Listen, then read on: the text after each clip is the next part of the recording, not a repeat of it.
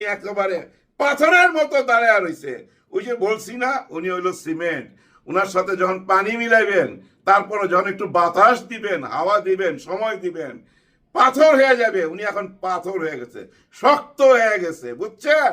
দেখেন, উনি স্পষ্ট ভাষায় বলে দিছে যে আমার জায়গা থেকে আমাকে কেউ সরাতে পারবে না।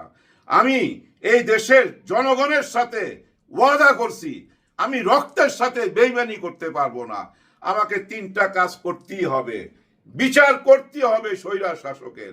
দেখেন, শেখ হাসিনাকে নিয়ে উনি কিন্তু যা কথা বলছেন, টোটালটা একটা মাফিয়ার চিত্র তুলে ধরছে। টোটাল একটা মাফিয়া গ্যাং ছিল গত সরকার।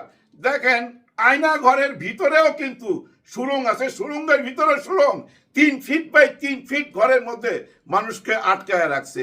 এই গুমের কি বিচার হবে না? এই গুমের বিচার উনি করবেই।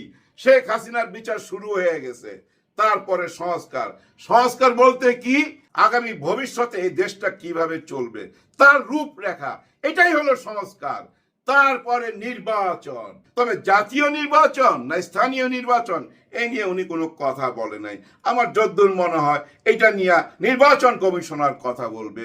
যাই বলুক না কেন, উনি নির্বাচন ঘোষণা করে দিছে, নির্বাচনের রোড ম্যাপ দিয়ে দিছে। আল্লাহ রসুলের দোহাই লাগে আপনাদের, এইটা নিয়ে আর কোনো তর্কেতে নাইবেন না, এইটা নিয়ে আর কোনো বিবাদে নাইবেন না, আন্দোলনে নাইবেন না। ঈদের পরে যে আন্দোলনে যাবেন, ওই আন্দোলনে যায়েন না। ওই আন্দোলনে যাইলে জনগণের মনের ভালোবাসাটা পাবেন না, জনগণ থেকে দূরে সরে যাবেন।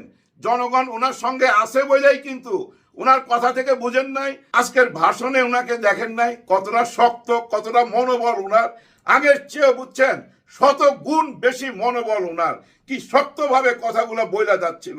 এবং ওনার পুরো বক্তব্য শুনলে আপনি বুঝতে পারবেন দেশের বহু কাজ করছে, বহুদূর আগে নিয়ে গেছে। বাকি কাজটা সামনে করার জন্য উনি বদ্ধপরিকর। উনাকে কেউ না বললেও উনি শুনবেন না, উনি ওই কাজগুলা করবেনই। যেমন পোর্টের কথা বলছে, এই পোর্ট হচ্ছে বাংলাদেশের হৃৎপিণ্ড। এই হৃৎপিণ্ডকে বড় করার জন্য একটা রোড ম্যাপ দিছে এবং সুন্দরভাবে বুঝাই দিছে যে 32 সাল পর্যন্ত যদি আমরা এই পোর্টটা অন্যকে দিয়ে চালাই, তারপর আমরা নিজেরাই এই পোর্ট চালাতে পারবো এবং বিদেশ থেকে আমাদেরকে হায়ার করে নিয়ে যাবে।